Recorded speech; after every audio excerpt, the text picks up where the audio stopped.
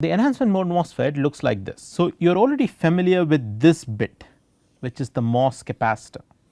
Okay. So, if you look at this cross section, if you forget everything else that is present beyond this, if you forget all that, what you have here is the gate, insulator, semiconductor and the back contact, and this was your MOS capacitor.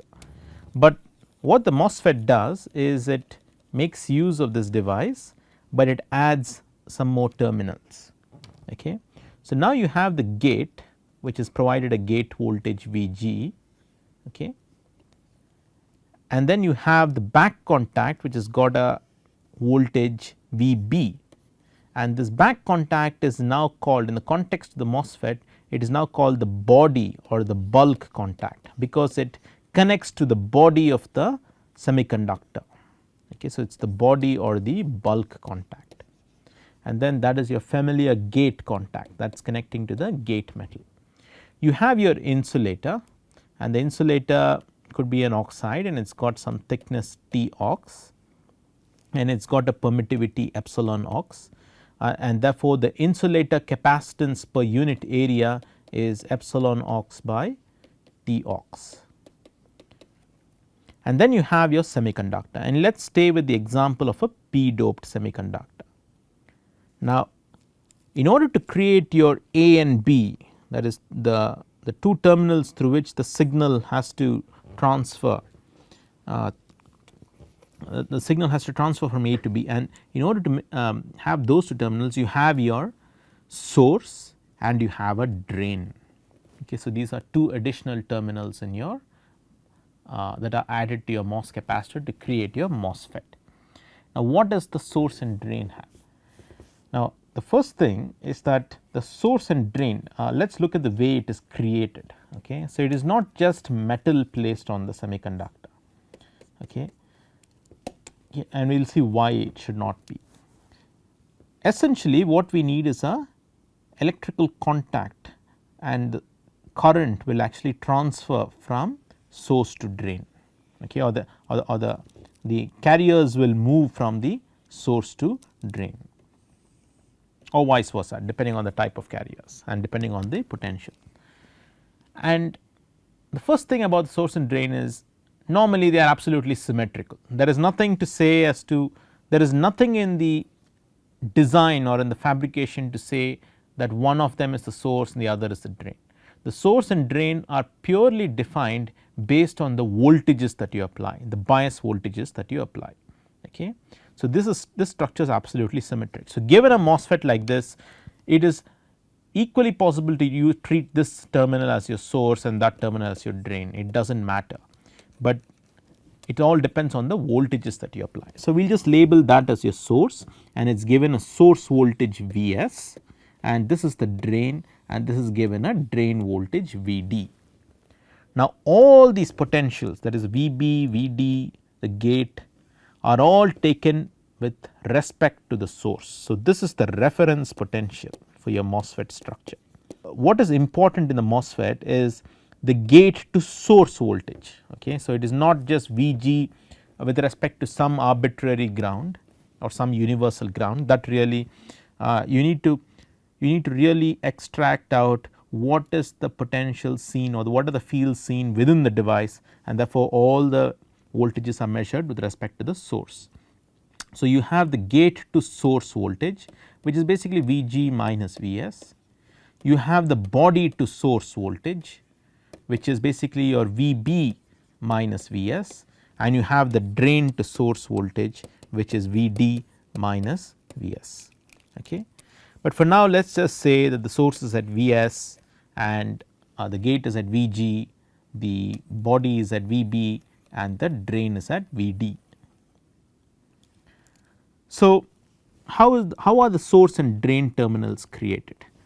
So, you have a metal contact for us to have interconnects on the outside, but then the metal interfaces directly with an N doped semiconductor, a very highly N doped semiconductor. I should probably put an N plus there. Okay. So, look at the structure, you have a p doped semiconductor as the basic body. Okay. So, that is your substrate in some sense, and then when you are going to create the metal contacts, you have strongly n doped regions, and then you have your metal contact. Okay. So, essentially you have created a diode here, you create a diode here and you create a diode here, and then you have your metal contact. Okay. Now, what is the purpose of this source and drain? Okay. So, the idea of the MOSFET is to operate in inversion. So, the MOSFET, if you think of the MOSFET as an on and off device. Okay.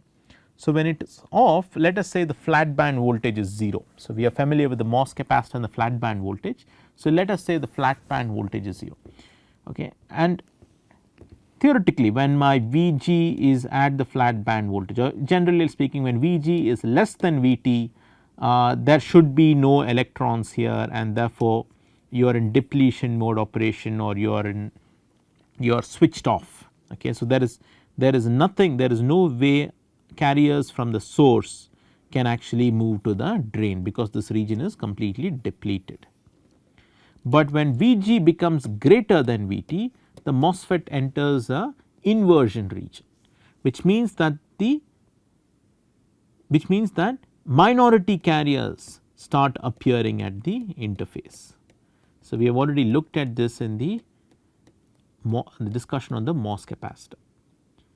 And the idea is that if you have an n doped region, not these minority carriers, which are electrons, not only appear from the thermally generated carriers from the p doped bulk, but are also drawn in from the source side, provided that there is a drain to source voltage. So, the source also contributes to these. So, the essential idea, so this is the first role of the n plus doped source and drain, okay, which is to act as a carrier source, okay, or the minority carrier source in the device, and essentially create this n plus electron, n plus pathway, or this conduit, okay, because everything around this is doped, is all depleted, sorry, it is a p-n junction device, therefore, this is all depleted, you have a depletion region throughout here. Okay, so, all this is depleted, but when inversion happens, you have this entire region being depleted, and you have an electrically conductive path from this n doped region through these electrons and through that n doped region into the drain. So, that is the way the MOSFET intends to operate. Okay. So, that is one point of having a n plus region. The other key purpose of this n plus doped, why are we insisting on a heavily doped drain and source contact? Okay. So, this is your drain source contact. The idea is we want to inject a current, right, from this metal and into that metal, which means that we want this metal semiconductor junction to be ohmic. Okay. So, if you remember your metal semiconductor junctions, we could have two kinds of junctions. One is where we had a Schottky barrier, and the other is where we had a ohmic contact. Okay. So, which contact would you like if you want to have current flowing through both ways? We would ideally like an ohmic contact.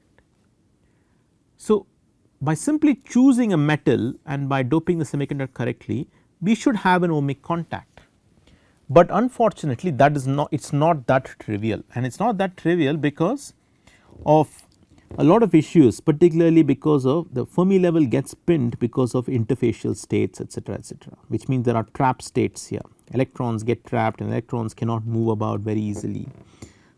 So, it is very likely that we will end up creating a Schottky barrier or a Schottky contact, okay, and this is not what you need. So, how, given the fact that you can do nothing other than create a Schottky contact. So, let us say we have this problem, we can only create a Schottky contact and we want to get electrons in and out of this from the metal to the end to the doped semiconductor, which is a source. We want to get electrons in and out of this. How do we go about doing that? Okay. So, let us look at the band bending of a metal semiconductor junction, Schottky junction. So, let us say that is your band bending. Okay. Now, what happens if I increase my dopant concentration in the semiconductor? If you increase the dopant concentration in the semiconductor, the band bending will become a lot sharper. It will be, the bending will be much more narrower, right. All the bending will finish quite early, the XT becomes small, the bending becomes, the bending is very, the electric fields are quite large, etc., etc. On the other hand, if you reduce the dopant concentration, the bending is more relaxed, the XT is much larger, the electric fields are weaker, and so on. But the advantage of having a bending that is very sharp is that if you remember the different mechanisms of charge transport through a metal semiconductor junction, we had thermionic emission, we had diffusion, but we also had tunneling through the barrier, through this triangular barrier, we had this WKB approximation, etc., etc. So, the point of having this heavily N plus doped region is to create a sharp triangular barrier through which electrons can easily tunnel in and out, okay, and therefore give you a very low resistance contact between the metal and the semiconductor. So, that is the reason for having this N plus doped region. Apart from very obvious reasons, it is good to have a strongly doped source and drain contact. So, these two together, that is this metal and this doped region together make your source. So, essentially the potential here is the potential here. So, all this is short circuited, okay, and these two together make your drain. Okay. So, now let us look at some of the geometrical aspects of the MOSFET architecture. So, we have, so this is the MOS structure. So, you have the back contact which is at VB, the source which is at Vs, the drain which is at Vd, the gate which is at Vg, they have an insulator between the gate and the semiconductor, and all potentials are taken with respect to the source. So, what is important is VDS, VGS and VBS. Okay. So, what are the geometrical aspects? Now, this region between from where the source ends to where the drain begins, okay. So, in that sense, so this region, okay, the length of this region is quite important and it is called the channel length. It is a technical term, okay. So, when we say channel length, we are talking about this distance from the drain to the source. That is the length the electrons or carriers must travel if they want to go from the source to the drain. Now, the channel length is quite an important parameter. So, when you hear about Moore's law and when you hear about scaling, when you hear about the technology, the MOSFETs and the transistors becoming smaller and smaller, it is the channel length that they are trying to reduce, because if you reduce channel length, the speed of the MOSFET is expected to increase. Okay. Of course, they are reducing all the other parameters also, which we will look at when we talk about scaling, but it is a channel length that if you reduce the channel length, you generally tend to improve the speed of the MOSFET. The other parameter is as to how wide this device is, right. So, you have the same cross section through the page. So, as you look inside the page, you have a certain width. If you look at the perspective view, the device is, has got a certain width, okay. So, that will be your gate and so on and so forth. So, that will be your contact and that is your semiconductor, etc. So, I have not drawn it in perspective. So, you are looking at a cross section, but the device has got a certain width and that width is called as a channel width, okay. So, that is the width of the channel.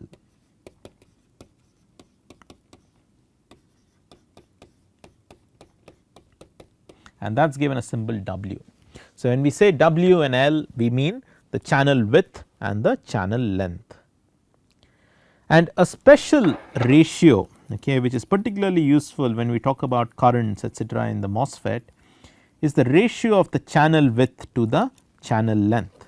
Okay. So, this ratio So, the ratio which is basically W over L, right, W by L is the channel width of the MOSFET divided by the channel length, and this ratio is particularly important in the context of device design or circuit design, and it is given a special name. It is called as the aspect ratio of the device. So, when we say aspect ratio, when you say the aspect ratio is 1, it implies that the channel width is equal to the channel length, and when we say aspect ratio is 2, it implies that the width is twice that of the length, and so on. Okay. Now, that is the channel length and channel width. Now, apart from that, another important parameter with regards to frequency response in particular is the overlap length. Okay. So, the source and the drain, they extend below the gate. So, the gate can impact a certain region of the source and the drain. So, if you look at this cross section, you can see that the gate metal is overlapping the source and the drain. Of course, there is an insulator in between. So, there is no direct current unless there are leakage currents. There is no direct current from the gate to the source and drain or vice versa, but there will be a field impact. Okay, any voltage in the gate will try to influence these regions at the source and drain, and this length of this overlap is something called as the overlap length or the gate to source overlap length and the gate to drain overlap length. If these two are symmetrical, we will just say both of them are L overlap. Okay, so, this essentially becomes a little capacitor, right. So, what is the capacitance of this capacitor? So, it is epsilon A by D, but what is epsilon? It is epsilon ox. What is the area of cross section or what is the overlap cross section? It is L into W. So, L overlap into W is this overlap length into the width of the device is the area of cross section divided by the thickness of the oxide T ox. So, that is the overlap capacitance, which is the capacitance between the drain and the source. Now, there are many other capacitances because you have two p-n junction diodes. So, therefore, there is a diffusion capacitance or a depletion capacitance, etc., but we are talking about the capacitance of this device, this structure here. Okay. So, that is to do with the general architecture or the design of the MOSFET. Okay. There are many other small features, but I mean these are the basic points. All right. So, this structure has got what? It has got a p doped semiconductor and it has got n doped contacts, right, strongly n doped contacts. And the idea is when you have inversion, you will have electrons which are the minority carriers between the source and drain, and you will have an electron channel going in from you will have electrons being the current carriers between source and drain. So, this device is called an n channel enhancement mode MOSFET. N channel means it is the electrons that are going to form the channel. So, this region is called as the channel. Okay, so, that is the channel which is the conduit of charge transport. So, it is an n channel enhancement mode MOSFET. We will simply call it as NMOS device or n type MOSFET or n channel MOSFET. Similarly, you could have the counterpart, the complementary device, which is the p channel MOSFET, and for the p channel MOSFET you have to have a MOS capacitor with an n doped semiconductor and you have p doped source and drain contacts, and the idea is in inversion you will have holes at the interface which are the minority carriers, and you will have holes being the carrier of the current. You will have a hole current going from the source to the drain or from the high potential to the low potential, and everything else remains the same. You have a channel width, you have a overlap length, and you have a channel length. Now, there are different kinds of field effect transistors. So, I have taken this from an online source, okay, And these are the circuit equivalents. So, if you want to represent them as a circuit, so these are the ways you would represent these transistors, but we are interested in the enhancement mode MOSFET, right. So, we are interested in these 6. You have any of these options, okay. So, you can use any symbol you like, but if you are using, let us say you want to represent the body contact or the bulk contact, and you want to set the body or bulk contact at a different potential from that of the source. So, normally we connect the body and the bulk to the source, but it can be used in a more clever manner by creating a potential difference between the body and the source. So, if you want to really use it that way, you want probably using this symbol. It shows the gate, it shows the drain, it shows the source, and it shows the body here. Okay, so, that is the body terminal, and here what it is telling you is that the body is connected to the source. But what I will be using is typically this. So, this is just as a force of, by the force of habit, I tend to represent N channel devices like this and P channel MOSFETs with a circle there, and that circle is probably comes from the use of the NOT logic, okay, or the inverse logic. So, that becomes your PMOS device, that is your NMOS device. You can't see the bulk contact in this. Okay, so, that could be your drain, source and gate, and these are your 2 devices. Okay. And this is yet another representation for the PMOS and the NMOS, but let us just stick to one, we will just stick to this particular representation. So, here we have the NMOS and here you have the PMOS. Okay. So, in the NMOS we have the drain terminal, you have the source terminal and you have the gate terminal. The body contact is not shown here. Okay. Now, the gate is at potential Vg with respect to some, let us say, universal ground. The source is at a potential Vs with respect to the same ground, and this is at a potential Vd. Now, what is important with regards to the MOSFET are these potentials, because that is what determines the electric fields inside the device. So, it is the gate to source potential, which is Vg minus Vs.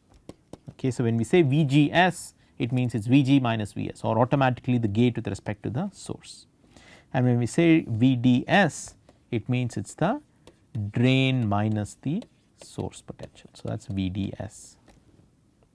Similarly, for a PMOS, okay, you have the source, the drain and the gate, and the reason I am relocating the source here is if you think of it from the point of view of a circuit. Okay, so, I am trying to sort of establish that thread right now, which is typically for an NMOS, you will find that if this is the construct, you will find that this is at a higher potential, everything is with respect to the source. So, this is at a potential that is greater than the source, the gate is at a potential that is greater than the source.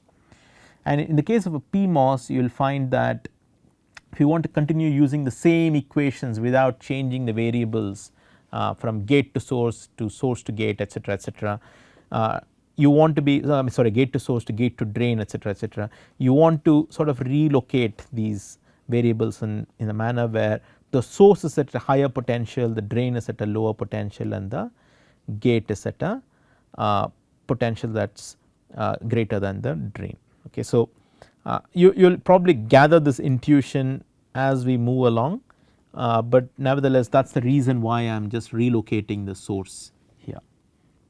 Okay. It is basically the opposite kind of carriers. Okay. So, it is the holes, it is the holes which are carrying current, okay, and the whole current is moving from the higher potential to the lower potential. In this case, it is the electrons that are carrying current, okay, and the electron current is moving from the lower potential to the higher potential. So, in both cases the source is sourcing the carriers and the drain is accepting the carriers. So, if you want to think of it that way, then that is another way to look at this. Okay. So, that is the source, this is the drain, and that is the gate, and what we are interested in is in the gate to source voltage and the drain to source voltage. So, if you recollect, if I tell you that the source is at a higher potential than the gate and drain, you will know that the VGS and VDS are negative in value. Okay. But these are the important voltages and these are the circuit symbols we will be using for the NMOS and PMOS. The big difference in the PMOS is this little circle that you see at the input. Okay, so that is the difference.